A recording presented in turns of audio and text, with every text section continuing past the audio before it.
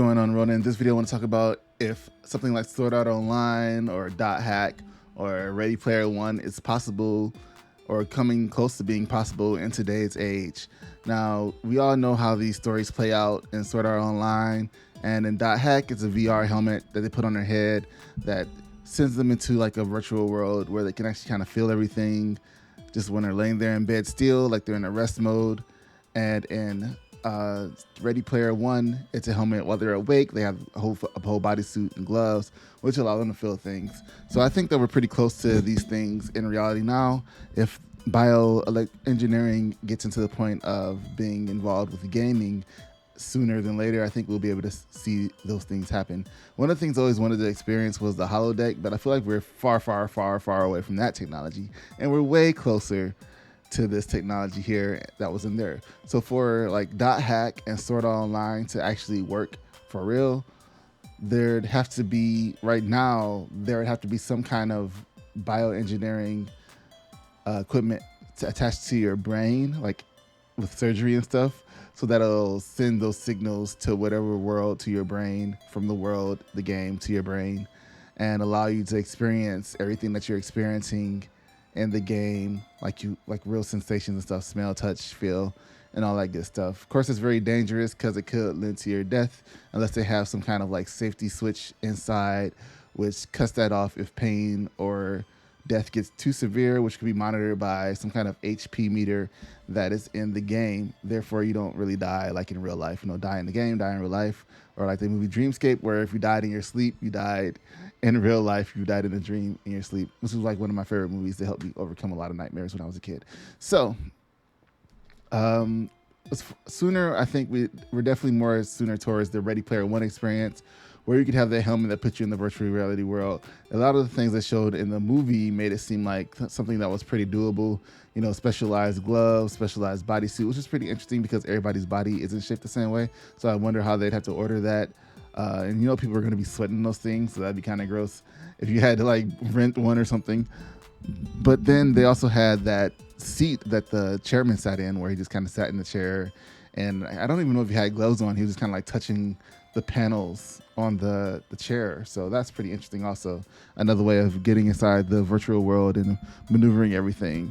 But that stuff just allowed you to see like everything like a game. We saw everybody's characters as like regular characters because it was a movie, but like, from first person, you'd be looking at it the way you look at yourself, which is pretty cool, being able to do all that stuff in that manner. Now, what's pretty interesting is that they were still just kind of standing up on like treadmills and stuff as they were sitting down in cars or at tables and all this weird stuff. They were just kind of on a treadmill, like. So I don't know why the bodysuit would have been important to help them walk around and stuff if at the end of the time they're just sitting and they didn't have a chair there on the treadmill. So, but I think it is quicker. It's almost here, like it's something that's possible to do that we could end up having in reality if things tend to go forward with VR technology. Like right now, we don't even have to have all the sensors and stuff. Before, when the VR helmets first came out, you had to have all these wires and stuff dangling from you, and now they're wireless or wire free. They just read the sensors off of your controllers on your helmet, and then the helmet reads the sensor off of the handheld things, and they kind of bounce back and forth and work that way. And then the sensors kind of read your distance around your room. It's really cool how they have all these sensors working for you, the same that they work with Roomba to make sure that it's not just running over cats and kids. So I think we're closer to that. As long, the glove technology isn't there yet, but once the glove technology is there and the bodysuit technology is there, I think we're definitely see ourselves in more of Ready Player One situation with full virtual worlds that you'll be able to dive in and do a whole bunch of crazy cool stuff in. As far as the Dot Hack / Sword Art Online / Log Horizon / Overlord / whatever anime that involves people putting on a headset and jumping into a virtual world goes, that's going to take a lot more time because like the biometrics are still pretty new. Right now, there is prosthetics that people that are missing like arms can get that involve attaching bioelectric sensors into their brain, and then they're able to like actually move their robotic arm with the brain signals from their brain into like their fingertips and move each individual digit depending on those brain signals, which is why I think that the possibility of the game world being similar to that can be a reality, because if they know what electrical signals are needed to control each body part. It's just a matter of tapping into those electronic signals. Now, if there's a way to do that without surgery, without having to install something directly into your brain, that would be better. Maybe some kind of like nodes or pads inside the helmet that picks up the signal from each part of your brain. You probably have to put like a cap on first, so it doesn't, like a special cap on, so the electric signals doesn't interfere too much, and then they put on the helmet after that, and then it will read the different signals that's coming from that part of the brain through, the diodes. I think they're called diodes, right? Those little things that stick on you to like monitor heart reads and brain waves and stuff like that. They have to stick those on to monitor the waves of your brains to see which one is activating what.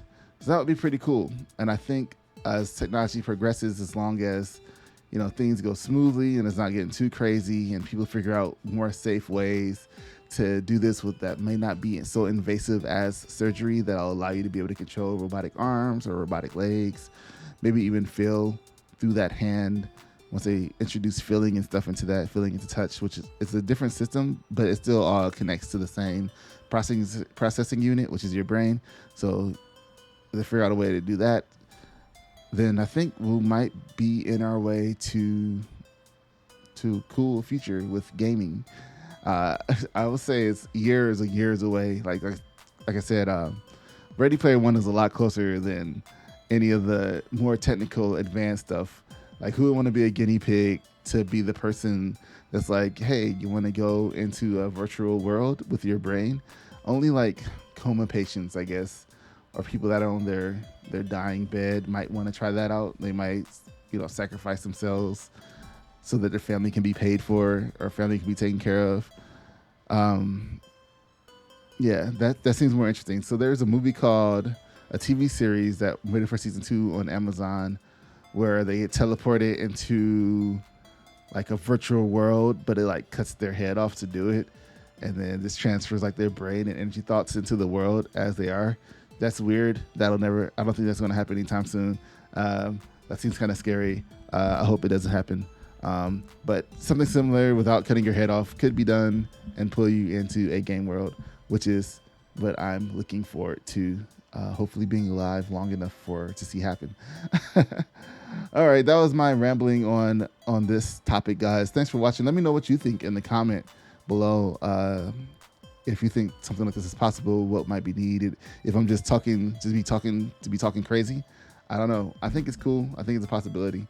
I know we're far away from it. I think we could see it before space travel, though.